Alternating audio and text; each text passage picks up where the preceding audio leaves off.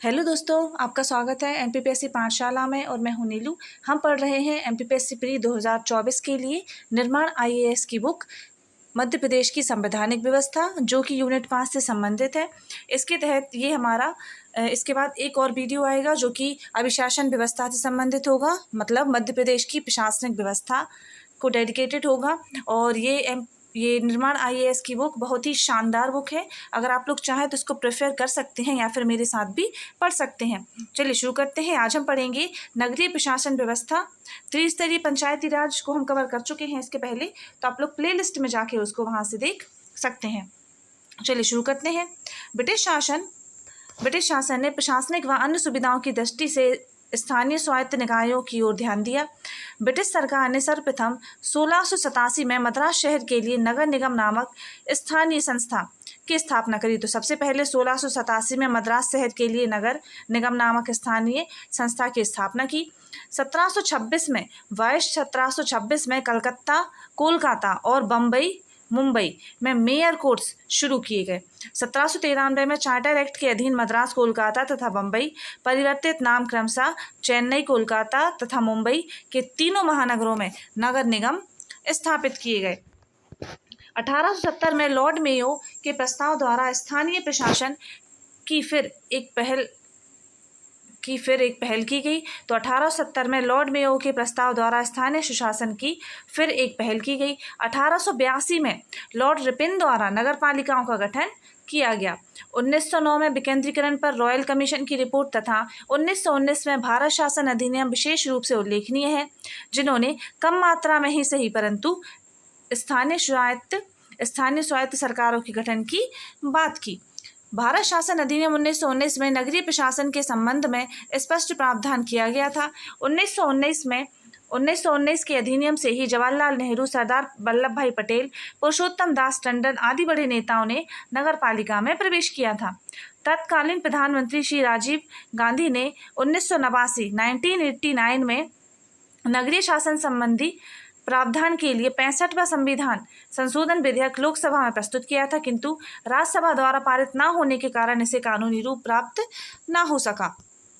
आगे बढ़ते हैं। हमारा एक और चैनल है एमपी एग्जाम अकेडमी, तो आप लोग उसको भी सब्सक्राइब कर लीजिए। वहाँ पे आपको बहुत ही बढ़िया कंटेंट उपलब्ध कराया जाता है। इस विधेयक में संशोधन कर प्रधानमंत्री पी नरसिम्हा राव द्वारा 74वें संविधान संशोधन विधेयक 1992 के रूप में पुनः लोकसभा में प्रस्तुत किया गया। क्रमशः 22 एवं 23 दिसंबर 1992 को इसे लोकसभा एवं राज्यसभा द्वारा पारित किए जाने के बाद 20 अप्रैल 1993 को राष्ट्रपति द्वारा सहमति प्रदान की गई। तो 20 अप्रैल 1993 को राष्ट्रपति की स्वीकृति मिली। नगरीय स्थानीय सुशासन की कार्यप्रणाली में सुधार हेतु गठित समिति और आयोग देखें अब। तो समिति और आयोग है पी के बाटल समिति, जो कि 1949 से 1951 के बीच गठित हुई थी। स्थानीय वित्त जांच हेतु बनी थी ये। जॉन मथाई समिति 1953-1954 कराधान जांच हेतु। नूरुद्दीन अहमद समिति, जो कि 1963 से 1965 नगर पालिका कर्मियों के प्रशिक्षण हेतु। AP जैन समिति 1963 से 1966 ग्रामीण शहरी संबंध हेतु। रफीक जकारिया समिति 1963 शहरी स्थानीय निकायों के वित्तापूर्ति हेतु। गिरिजापति मुखर्जी समिति 1974 नगरीय प्रशासन के बजट सुधारों हेतु। के एन सहाय अध्ययन समूह 1982 नगरीय स्थानीय संस्थाओं तथा नगर निगमों के संविधान शक्तियों एवं विधियों के संबंध में। CM कोरिया राष्ट्रीय आयोग 1985 से 88 शहरीकरण रिपोर्ट हेतु। अब 74वां संविधान संशोधन अधिनियम की बात करेंगे। तो भारतीय संविधान में 74वें संविधान संशोधन अधिनियम का संबंध नगरपालिकाओं अर्थात शहरी स्थानीय सुशासन की संस्थाओं से है। संविधान के भाग 9 में अनुच्छेद 243 से 243 ZG तक नगर पालिकाओं से संबंधित तो बंद किए गए हैं। तो भाग 9 के का में 243 से 243 ZG तक नगर पालिकाओं के प्रावधान किए गए हैं। इस अधिनियम में प्रमुख प्रावधानों को 2 भागों में वर्गीकृत किया गया है, तो 2 भागों में बांटा गया है। 74वें संविधान संशोधन के प्रावधान, पहले अनिवार्य प्रावधान और दूसरे ऐच्छिक प्रावधान। पहले अनिवार्य प्रावधान देखेंगे हम। तो नगर पालिकाओं का गठन करना। अनिवार्य प्रावधान में पहला है नगर पालिकाओं का गठन करना। 5 वर्षों का निश्चित कार्यकाल तथा विघटन होने पर 6 माह के भीतर पुनः चुनाव कराने की बाध्यता, जैसे त्रिस्तरीय में पड़े थे वैसे ही इसमें आएंगी। चुनाव लड़ने की न्यूनतम आयु 21 वर्ष होना चाहिए। अनुसूचित जातियों एवं अनुसूचित जनजातियों के लिए नगर पालिकाओं में स्थानों में जनसंख्या के अनुपात में आरक्षण। महिलाओं को नगर पालिका के स्थानों में 1/3 आरक्षण की व्यवस्था। प्रत्येक 5 वर्षों में वित्त आयोग का गठन। वार्ड समितियों में नगर पालिकाओं के स्थानीय निर्वाचित सदस्यों को शामिल करने तथा उन्हें अध्यक्षता सौंपने की शक्ति। जिला योजना समिति में 4/5 स्थान ऐसे व्यक्तियों को देना जो जिला पंचायत तथा नगर पालिकाओं के निर्वाचित सदस्य हो। महानगर योजना समिति का गठन करना तथा उसमें कम से कम 2/3 स्थान ऐसे व्यक्तियों को देना जो नगर पालिकाओं तथा पंचायत के निर्वाचित सदस्य हों। अब ऐच्छिक प्रावधान देखेंगे तो विधायकों, सांसदों तथा नगर पालिका प्रशासन का विशेष अनुभव रखने वाले व्यक्तियों को नगर पालिका की सदस्यता देने अथवा ना देने की शक्ति। 12वीं अनुसूची में उल्लेखित विषयों में से किन्हीं कार्यों को सौंपने अथवा ना देने की शक्ति। पिछड़े वर्ग को आरक्षण देने अथवा ना देने की व्यवस्था। महिलाओं को 1/3 आरक्षण से अधिक तय करने की शक्ति। नगर पालिकाओं के पदों के लिए अनुसूचित जनजाति तथा महिलाओं के आरक्षण की रीति तय करने की शक्ति। नगर पालिकाओं की वित्तीय स्थिति में सुदृढ़ीकरण के लिए करारोपण की शक्ति देने अथवा ना देने की शक्ति। वार्ड समितियों का गठन व संरचना तय करने की शक्ति। अब 74वें संविधान संशोधन के उपबंध देखेंगे तो पहला देखेंगे नगर पालिका का गठन। अनुच्छेद 243Q में नगर पालिकाओं के 3 स्तरों पर गठन के बारे में उपबंध किया गया है। तो नगर पालिका के गठन 3 स्तरों पर गठन के बारे में उपबंध 243Q में किया गया है। पहला है नगर पंचायत, दूसरा है नगर पालिका और तीसरा है नगर निगम। नगर पंचायत, नगर पालिका परिषद और नगर निगम है। अब नगर पंचायत देखेंगे तो ऐसे संक्रमणशील क्षेत्रों में गठित की जाती है जो गांव से शहरों में परिवर्तित हो गए हैं। नगर पालिका परिषद देखेंगे तो छोटे शहरों अथवा लघु नगरीय क्षेत्रों में गठित की जाती है। नगर निगम देखेंगे तो बड़े नगरीय क्षेत्र महानगरों में गठित की जाती है। अब नगर पालिकाओं की संरचना की बात करें अगर तो संविधान के अनुच्छेद 243R के तहत नगर पालिकाओं की संरचना से संबंधित उपबंध किए गए हैं जो निम्न है। प्रत्येक नगर पालिका क्षेत्र को प्रादेशिक निर्वाचन क्षेत्रों में बांटा जाएगा एवं यह क्षेत्र वार्ड नाम से जाना जाएगा। किससे जाना जाएगा? वार्ड नाम से जाना जाएगा। जैसे अगर एक नगर पालिका क्षेत्र में 5 स्थान भरे जाने हैं तो नगर पालिका क्षेत्र को 5 वार्डों में बांटा जाएगा। नगर पालिका के सभी स्थानों पर प्रत्यक्ष चुनाव होगा। नगर पालिका के अध्यक्ष का चुनाव प्रत्यक्ष पद्धति से होता है या नगर पालिका अध्यक्ष का चुनाव प्रत्यक्ष पद्धति से होगा या अप्रत्यक्ष पद्धति से, यह तय करने की शक्ति राज्य विधानमंडल को दी गई है।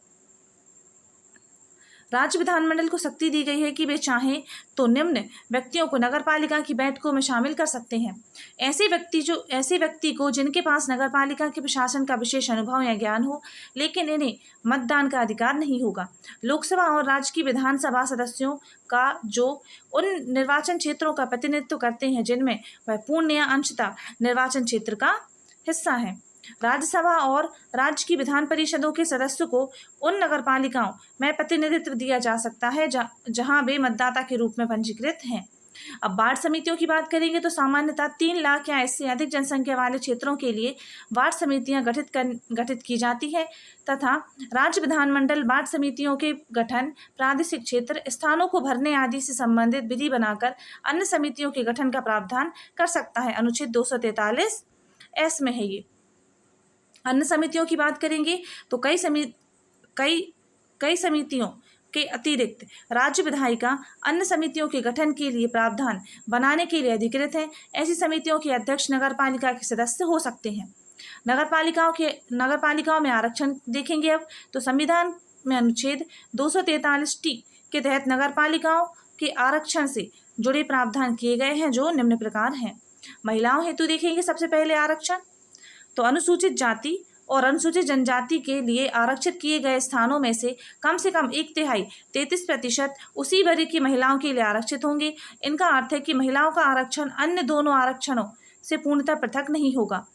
इनके बाद जितने स्थान महिला आरक्षण नीति के तहत बाकी रह जाएंगे उन्हें किसी भी वर्ग की महिला प्रत्याशी द्वारा भरा जाएगा। अनुसूचित जनजाति या अनुसूचित जाति हेतु आरक्षण देखेंगे तो जनसंख्या के अनुपात में स्थान आरक्षित रखे जाते हैं। शेष वही नियम जो पंचायतों हेतु लागू होते हैं वही नियम इसमें लागू होंगे।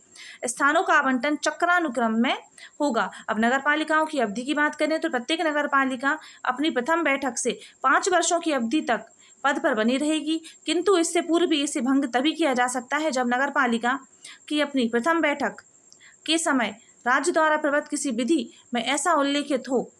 नगर पालिका हेतु ऐसी स्थिति में 6 माह से पूर्व चुनाव कराया जाना अनिवार्य है।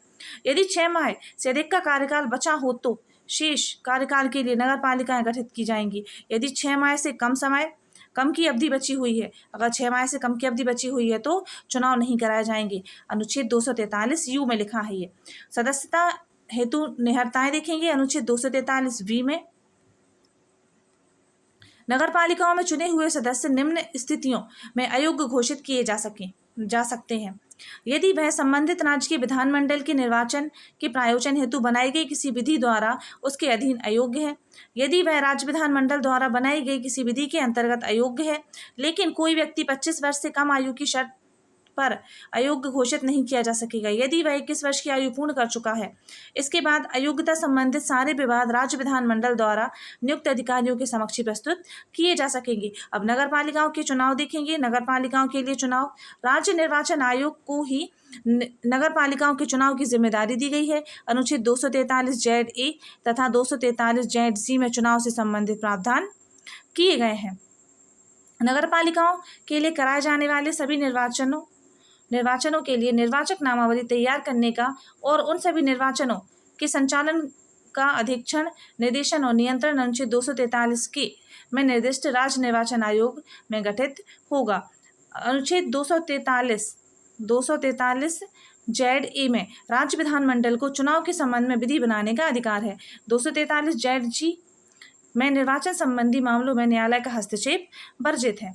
नगर पालिकाओं के वित्त से जुड़े प्रावधान देखेंगे तो संविधान के अनुच्छेद 243 एक्स, अनुच्छेद 243 वाई तथा अनुच्छेद 243 जेड में नगर पालिकाओं की वित्तीय स्थिति से संबंधित उपबंध किए गए हैं। अब इसमें है पहला, लेखाओं की संपरीक्षा। 243 जेड किसी राज्य के विधानमंडल को शक्ति प्राप्त है कि वह नगर पालिकाओं द्वारा लेखा रखे जाने तथा ऐसे लेखाओं की संपरीक्षा का प्रावधान करे।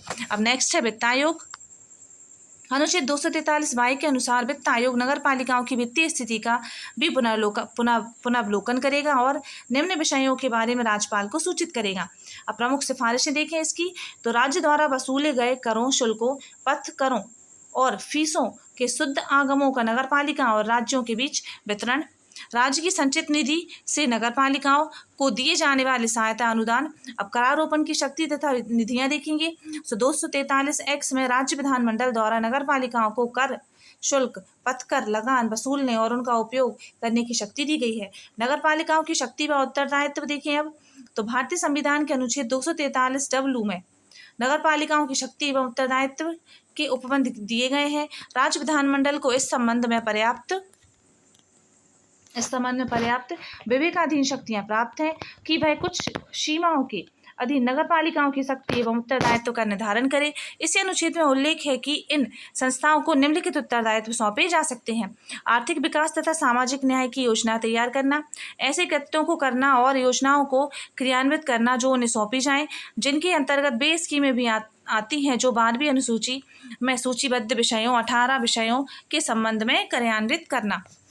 किसके संबंध में है? क्रियान्वित करना। 12वीं अनुसूची के विषय देखेंगे तो नगरीय योजना जिसके अंतर्गत नगर योजना भी है, तो नगरीय योजना जिसके अंतर्गत नगर योजना भी है, भूमि उपयोग का विनियमन और भवनों का निर्माण, आर्थिक और सामाजिक विकास योजना, सड़कें और पुल, घरेलू वाणिज्यिक औद्योगिक प्रयोजनों के लिए जलापूर्ति, लोक स्वास्थ्य, सफाई लोक स्वास्थ्य, स्वच्छता सफाई और कूड़ा करकट प्रबंधन, अग्निशमन सेवाएं, नगरीय वानिकी, पर्यावरण का संरक्षण और पारिस्थितिकी आयामों की अभिवृद्धि, समाज के दुर्लभ वर्गों जिनके अंतर्गत दिव्यांग और मानसिक रूप से मंद व्यक्ति भी हैं की रक्षा करना, झुग्गी बस्ती तैयार और प्रणोदन, नगरीय निर्धनता उन्मूलन, नगरीय सुख सुविधा और अन्य सुविधाओं जैसे पार्क, उद्यान, खेल के मैदान आदि की व्यवस्था, सांस्कृतिक, शैक्षणिक और सौंदर्यपरक आयामों की अभिवृद्धि, शवगाड़ना और कब्रिस्तान, शवदाह और शमशान तथा विद्युत शवदाह गृह, कांजी हाउस पशुओं के लिए क्रूरता का निवारण, पशुओं के प्रति क्रूरता का निवारण, जन्म एवं मृत्यु पंजीकरण, सार्वजनिक सुख सुविधाएं जिनके अंतर्गत सड़कों पर प्रकाश, पार्किंग स्थल, बस स्टॉप और जन सुविधाएं भी हैं, वेधशालाओं और चर्म शोधनशालाओं का विनियमन। जुलाई योजना समिति है नेक्स्ट अब। तो संविधान के अनुच्छेद 243 ZD में जुलाई योजना समितियों से संबंधित प्रावधान किए गए हैं, जिसके प्रावधानों का संक्षिप्त बिंदुवार वर्णन निम्नानुसार है। प्रत्येक राज्य में जिला स्तर पर एक जुलाई योजना समिति का गठन किया जाएगा। इसका प्रमुख कार्य जिलों की पंचायतों एवं नगरपालिकाओं द्वारा तैयार की गई योजनाओं को समेकित कर संपूर्ण जिले के लिए एक विकास का मॉडल तैयार करना है। राज्य विधानमंडल विधि बनाकर जिला योजना समिति की संरचना, कार्य सौंपने, सदस्य एवं अध्यक्ष चुने जाने आदि की व्यवस्थाएं कर सकता है। जिला योजना समिति में कम से कम 4/5 सदस्य जिला स्तर की पंचायतों और नगर पालिकाओं के निर्वाचन सदस्यों में से होंगे, जिनका अनुपात जिले में नगर और ग्राम की जनसंख्या के आधार पर होगा। जिला योजना समिति का अध्यक्ष विकास योजना बनाकर राज्य सरकार को भेजेगी। तो जिला योजना समिति का अध्यक्ष विकास योजना बनाकर राज्य सरकार को सौंपेगी। अब महानगर योजना समिति देखेंगे तो महानगर योजना समिति का प्रावधान अनुच्छेद 243 के ZE में किया गया है। प्रत्येक महानगर क्षेत्र के लिए एक महानगर योजना समिति का गठन किया जाएगा। इसका प्रमुख कार्य संपूर्ण महानगर हेतु एक विकास योजना का मॉडल तैयार करना है। आगे बढ़ते हैं। महानगर योजना समिति में कम से कम 2/3 सदस्य नगर पालिकाओं के सदस्यों और नगर पालिकाओं क्षेत्रों में पंचायतों के अध्यक्ष द्वारा अपने में से निर्वाचित किए जाएंगे। स्थानों का विभाजन उस क्षेत्र की नगर पालिका और पंचायतों की जनसंख्या के अनुपात में होगा। राज्य विधानमंडल इस समिति की संरचना, सदस्यों के निर्वाचन की विधि, केंद्र तथा राज्य का इन समितियों में प्रतिनिधित्व, महानगरीय क्षेत्रों के लिए योजनाएं तथा कार्य के संबंध में विधान बना सकती है। अब अनुच्छेद देखेंगे। 243P में देखेंगे तो इसमें परिभाषाएं हैं। 243Q में नगर पालिकाओं का गठन, 243R में नगर पालिका की संरचना, 243S में वार्ड समितियों आदि के गठन और संरचना, 243T में स्थानों का आरक्षण, 243U में नगर पालिकाओं की अवधि आदि, 243V में सदस्यों के लिए निहरताएं, 243W में नगर पालिकाओं की शक्ति, प्राधिकार और उत्तरदायित्व, 243X में नगर पालिकाओं द्वारा कर अधिरोपित करने की शक्ति और उनकी निधियां, 243Y में वित्त आयोग है, 243Z नगर पालिकाओं के लेखाओं की संपरीक्षाओं, 243ZA में नगर पालिका के लिए निर्वाचन, 243ZB में संघ राज्य क्षेत्रों को लागू होना, 243ZC इस भाग का कतिपय क्षेत्रों को लागू न होना और 243ZD में जिला योजना के लिए समिति, 243ZE में महानगर योजना के लिए समिति, 243ZF में विद्यमान विधियों और नगरपालिकाओं का बना रहना और 243ZG में निर्वाचन संबंधी मामलों में न्यायालय के हस्तक्षेप का वर्जन। अब नेक्स्ट है नगर निगम। नगर निगम स्थानीय नगरीय शासन की शीर्षस्थ संस्था है। ग्रामीण शहरी संबंध समिति के अनुसार नगर निगम ऐसे स्थानों पर बनाए जाने चाहिए जिनकी जनसंख्या कम से कम 5 लाख और वार्षिक आय 1 करोड़ या अधिक हो। सामान्यतः 1 लाख से अधिक जनसंख्या वाले नगरों में नगर निगम स्थापित किए जाते हैं। नगर निगम का वर्णन निम्न शीर्षकों के आधार पर किया जाता है। सबसे पहले है नगर निगम परिषद। यह नगर निगम की शक्तिशाली संस्था है और एक प्रकार के स्थानीय विधानसभा है। परिषद में निर्वाचित सदस्यों की संख्या 40 से 70 के मध्य होती है, जिनका निर्धारण राज्य सरकार द्वारा किया जाता है। सदस्यों का निर्वाचन नगर को विभिन्न वार्डों में बांटकर वयस्क मताधिकार प्रणाली के आधार पर किया जाता है। निर्वाचित सदस्यों के अतिरिक्त उस क्षेत्र के लोकसभा, विधानसभा तथा मनोनीत 6 विशेषज्ञ व्यक्ति परिषद के सदस्य होते हैं। नगरीय निकायों की गणपूर्ति हेतु 2/3 सदस्यों का होना आवश्यक हैं। आरक्षण देखेंगे अब तो परिषद में अनुसूचित जाति एवं अनुसूचित जनजाति के लिए उनकी जनसंख्या के अनुपात में आरक्षण का प्रावधान किया गया है। आरक्षित स्थानों की कुल संख्या के 1/3 स्थान अनुसूचित जाति जनजाति के लिए आरक्षित होते हैं।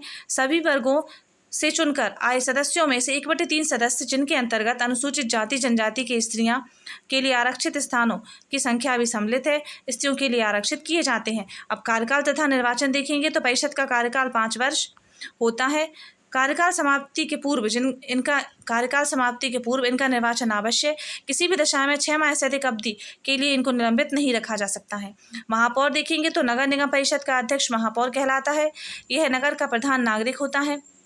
महापौर वयस्क मताधिकार के आधार पर प्रत्यक्ष रूप से जनता द्वारा 5 वर्ष के लिए चुना जाता है।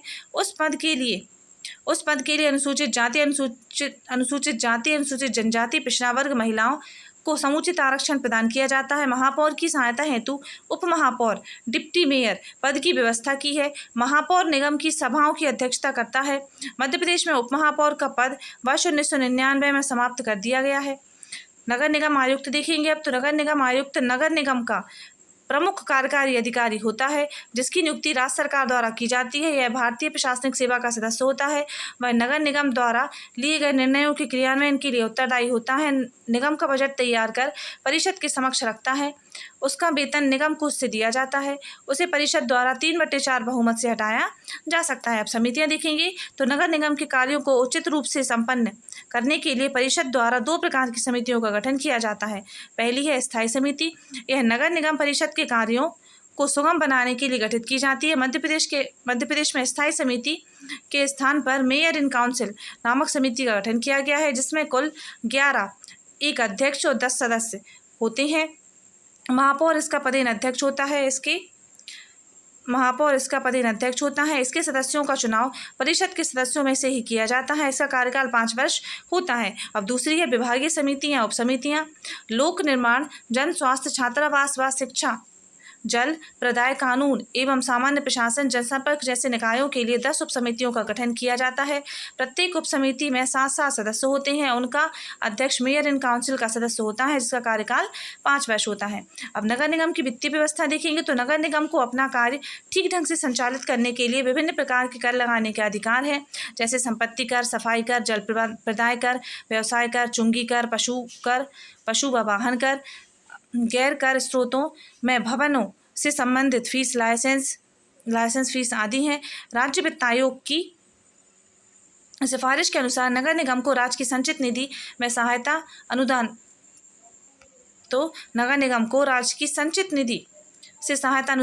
प्रदान किया जाता है तथा कुछ कर राज्य सरकार तथा नगरीय निकाय के बीच आवंटित किए जाते हैं। अब कार्य देखेंगे तो नगर निगम के कर्तव्यों का विवरण अधिनियम की धारा 66 और 67 में किया गया है।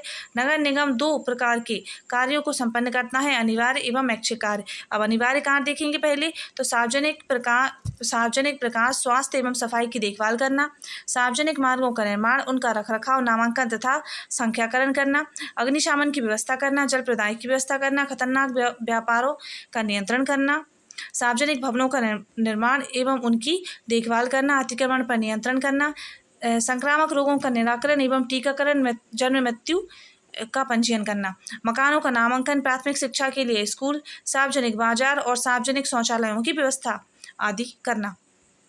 ऐच्छिक कार्य देखेंगे तो आर्थिक तथा सामाजिक विकास की योजना बनाना, वन तथा पर्यावरण का संरक्षण करना, गरीबी उन्मूलन के लिए कार्य करना, बगीचे, पुस्तकालय, मानसिक चिकित्सालय, अनाथालय आदि का निर्माण करना, साक्षरता विस्तार का प्रयास करना, स्विमिंग पूल का निर्माण करना, सड़कों के किनारे छायादार वृक्ष लगाना, सार्वजनिक मनोरंजन की व्यवस्था करना। अब अधिसूचित क्षेत्र समिति देखेंगे तो अधिसूचित क्षेत्र समिति का गठन 2 प्रकार के क्षेत्रों के प्रशासन के लिए किया जाता है। पहला, औद्योगिकरण के कारण विकासशील कस्बा। आगे बढ़ते हैं। वह कस्बा जिसमें अभी तक नगर पालिका के गठन की आवश्यक शर्तें पूरी नहीं की हों, लेकिन राज्य सरकार द्वारा वह महत्वपूर्ण माना जाए, इसे सरकारी राजपत्र में प्रकाशित कर अधिसूचित किया जाता है, इसलिए इसे अधिसूचित क्षेत्र समिति के रूप में जाना जाता है। यह राज्य नगरपालिका अधिनियम के ढांचे के अंतर्गत कार्य करता है। अधिनियम के केवल वही प्रावधान इसमें लागू होते हैं जिनमें सरकारी राजपत्र में अधिसूचित किया गया हो। या किया गया है। इसे किसी अन्य अधिनियम के तहत शक्ति प्रयोग के लिए भी उत्तरदायित्व सौंपा जा सकता है। इसकी शक्तियां लगभग नगर पालिका की शक्तियों के समान है। यह पूरी तरह नामित इकाई है। इसमें राज्य सरकार द्वारा मनोनीत अध्यक्ष के साथ अधिसूचित क्षेत्र समिति के सदस्य हैं।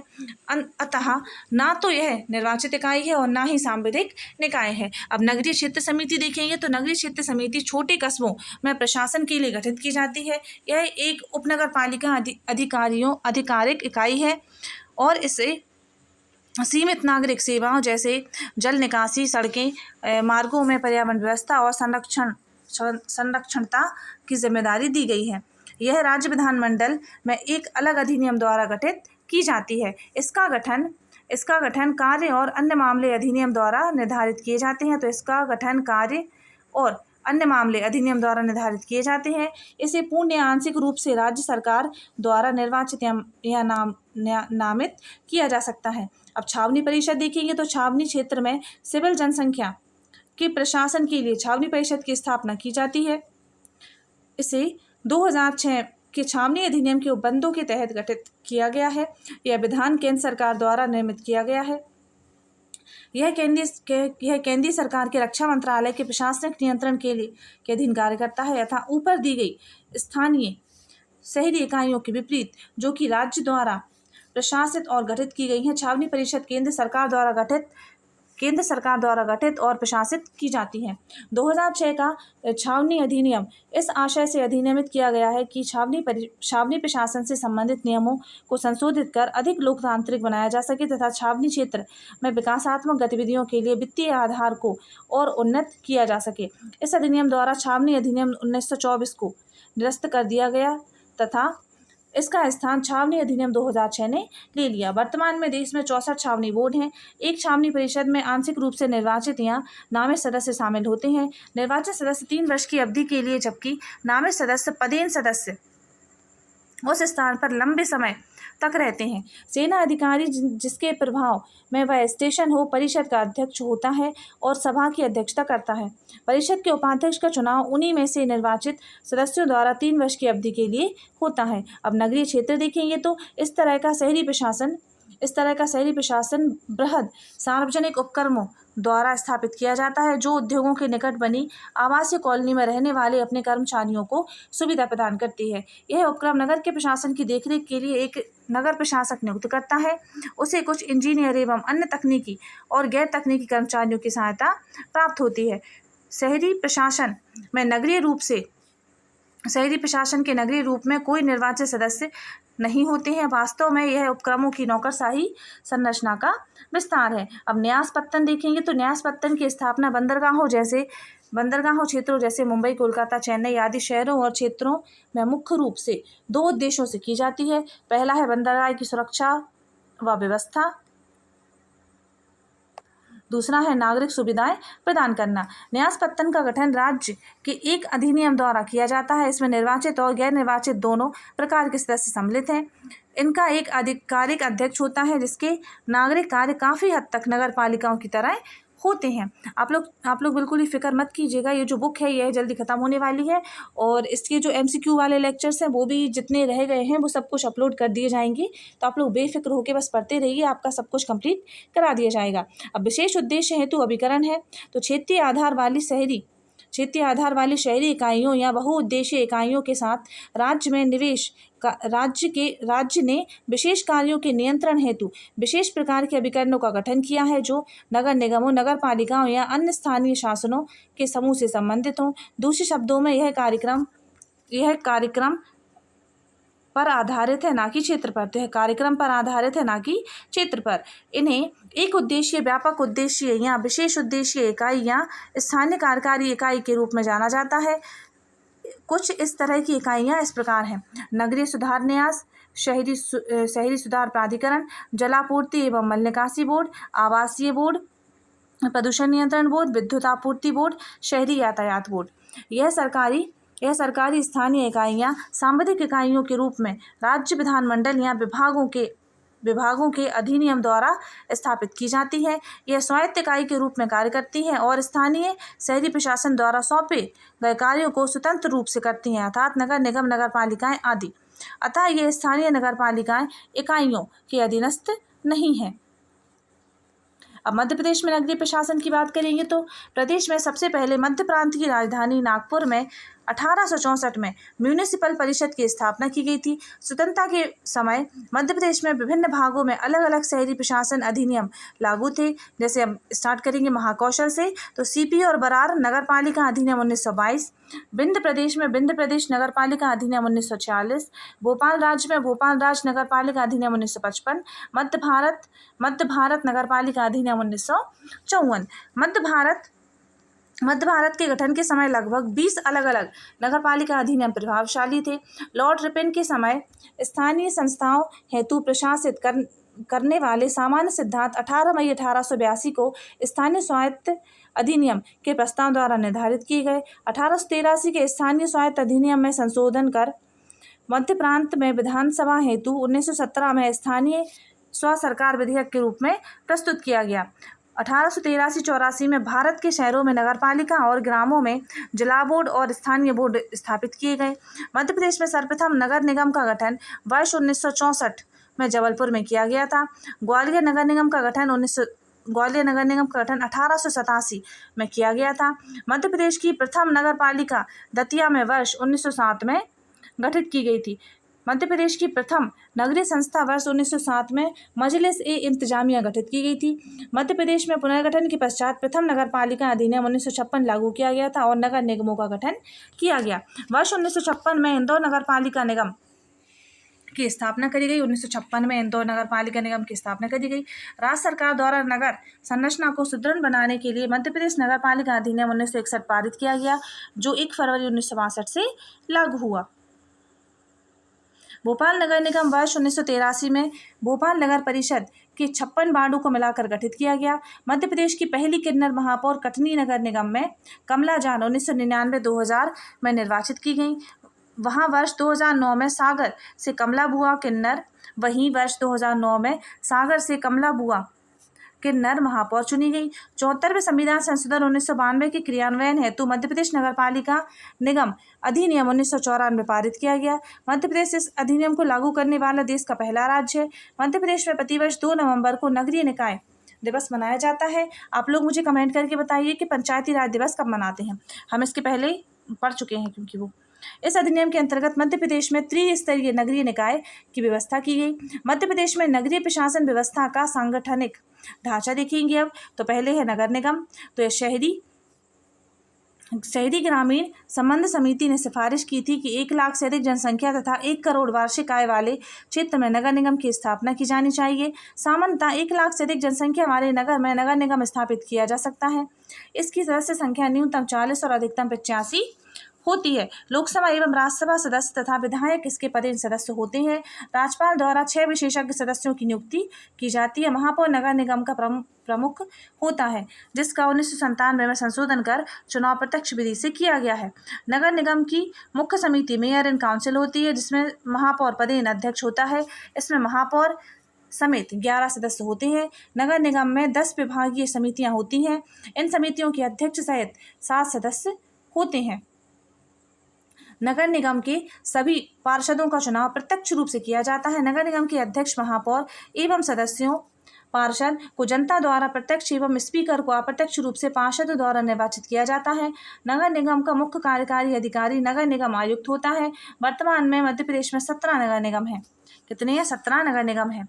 इंदौर, भोपाल, जबलपुर, ग्वालियर, सागर, रीवा, उज्जैन, खंडवा, बुरहानपुर, रतलाम, देवास, सिंगरौली, कटनी, सतना, छिंदवाड़ा, भिंड और 17वां बना हुआ है 5 अक्टूबर 2023 को भिंड बना है। अब शर्तें देखेंगे। शर्तें नगर पंचायत, नगर पालिका और नगर निगम के लिए तो जनसंख्या कितनी होनी चाहिए? तो नगर पंचायत के लिए 20,000 से अधिक, नगर पालिका के लिए 50,000 से अधिक और नगर निगम के लिए 1 लाख से अधिक। अब वार्ड संख्या देखेंगे तो नगर पंचायत में 15 से 40, नगर पालिका में 15 से 40 और नगर निगम में 40 से 85। अब प्रमुख देखेंगे तो नगर पंचायत का प्रमुख अध्यक्ष होगा, नगर पालिका का प्रमुख अध्यक्ष होगा और नगर निगम का प्रमुख महापौर या मेयर होगा। अब कार्यकाल देखें तो तीनों का कार्यकाल 5-5 वर्ष होगा। न्यूनतम आयु तो नगर पंचायत में 21 वर्ष होगी, नगर पालिका में 21 वर्ष होगी और नगर निगम में 25 वर्ष 21 वर्ष प्रस्तावित है। नगरपालिका सामान्यतः 50,000 से अधिक जनसंख्या वाले नगरों में नगरपालिका स्थापित की जाती है। इसकी सदस्य संख्या न्यूनतम 15 व अधिकतम 40 हो सकती है। वर्तमान में मध्य प्रदेश में 98 नगरपालिकाएं हैं। नगरपालिका परिषद में लोकसभा, राज्यसभा व विधानसभा के सदस्य पदेन सदस्य होते हैं। राज्यपाल द्वारा 4 विशेषज्ञ सदस्यों की नियुक्ति की जाती है। आगे बढ़ते हैं। नगरपालिका पार्षद का चुनाव प्रत्यक्ष विधि से तथा अध्यक्ष एवं उपाध्यक्ष का चुनाव अप्रत्यक्ष विधि से पार्षदों द्वारा किया जाता है। नगरपालिका समिति को प्रेसिडेंट इन काउंसिल कहा जाता है, जिसका अध्यक्ष नगरपालिका प्रमुख होता है, जिसमें अध्यक्ष सहित 8 सदस्य होते हैं। इसमें 7 अन्य समितियां भी होती हैं। अब नगर पंचायत देखेंगे तो नगर पंचायत संक्रमणशील क्षेत्रों में गठित की जाती है। सामान्यतः 20,000 से अधिक जनसंख्या वाले क्षेत्रों में नगर पंचायत स्थापित की जाती है। इसकी सदस्य संख्या न्यूनतम 15 व अधिकतम 40 हो सकती है। नगर परिषद में लोकसभा तथा विधानसभा के सदस्य पदेन सदस्य होते हैं। राज्यपाल द्वारा 2 विशेषज्ञों की नियुक्ति की जाती है। नगर पंचायत पार्षद का चुनाव प्रत्यक्ष विधि से, जबकि अध्यक्ष एवं उपाध्यक्ष का चुनाव अप्रत्यक्ष विधि से पार्षदों द्वारा किया जाता है। नगर पंचायत का प्रशासनिक प्रमुख मुख्य कार्यपालक अधिकारी CMO होता है, जो राज्य सेवा का सदस्य होता है। वर्तमान में मध्य प्रदेश में 294 नगर पंचायतें हैं। नगर पंचायत की समिति को प्रेसिडेंट इन काउंसिल कहा जाता है, जिसमें अध्यक्ष सहित 6 सदस्य होते हैं। इनमें 5 अन्य समितियां होती हैं, जिनमें 3-3 सदस्य होते हैं। अब चुनाव देखेंगे तो नगर निगम में अध्यक्ष का चुनाव प्रत्यक्ष होगा, सदस्यों का प्रत्यक्ष होगा। नगर पालिका में अध्यक्ष अप्रत्यक्ष और सदस्य प्रत्यक्ष रूप से चुने जाएंगे। नगर पंचायत में जो अध्यक्ष होंगे वह अप्रत्यक्ष रूप से और सदस्य प्रत्यक्ष रूप से निर्वाचित होंगे या चुने जाएंगे। अब इनकी वो देखते हैं मध्य प्रदेश में तो प्रमुख कौन होता है।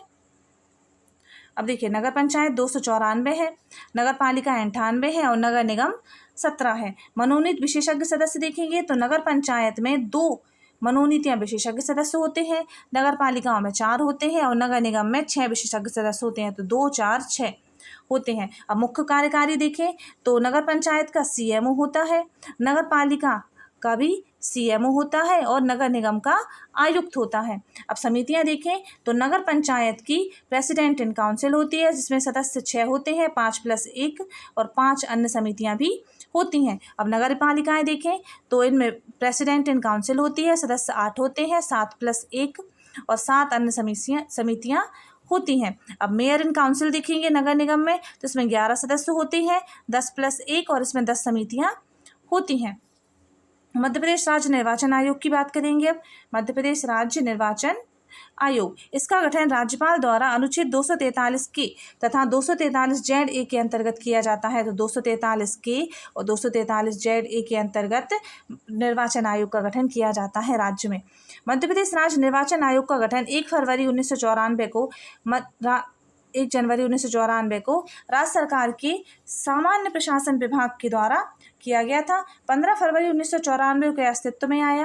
राज्य निर्वाचन आयुक्त का कार्यकाल राज्य निर्वाचन आयुक्त का कार्यकाल 6 वर्ष या 65 वर्ष जो भी पहले होता है। नोट, विशेष परिस्थिति में इसके कार्यकाल को एक बार 66 वर्ष की आयु के लिए किया गया था। अब मध्य प्रदेश नगर निगम का निर्वाचन देखेंगे तो मध्य प्रदेश में राज्य निर्वाचन आयोग 1994 के गठन के पश्चात 6 बार नगर निगम के निर्वाचन हो चुके हैं। 1994 से 1995, 1999 2000, 2004 से 2005, 2009, 2010, 2014, 2015 और 2022 में अब तक कुल 6 बार चुनाव हो चुके हैं। अब देखेंगे ये चुनाव आयुक्त थे मध्य प्रदेश के। निर्वाचन आयुक्त कौन कौन है तो ये देखिए, NB लोहानी जो कि प्रथम थे, इनका कार्यकाल था 15/2/1994 से 16/2/2000 तक। गोपाल शरण शुक्ल तो 16/2/2000 से 14/8/2006। आदित्य विजय सिंह थे तो 14/8/2006 से 10/12/2010। अजीत रायजादा थे 10/12/2010 से 30/9/2013 और श्री R परशुराम थे 1/10/2013 से 31/12/2018 और बसंत प्रताप सिंह जो कि 1/1/2019 से वर्तमान तक हैं अभी। चलिए आगे बढ़ते हैं। अब जिला योजना समिति की बात करेंगे तो संविधान के अनुच्छेद 243 के ZD द्वारा प्रत्येक जिले में जिला योजना समिति गठित करने का प्रावधान किया गया है। कार्य देखें तो जिला स्तर पर प्राकृतिक तथा मानव संसाधनों से संबंधित जानकारियों को एकत्रित करना।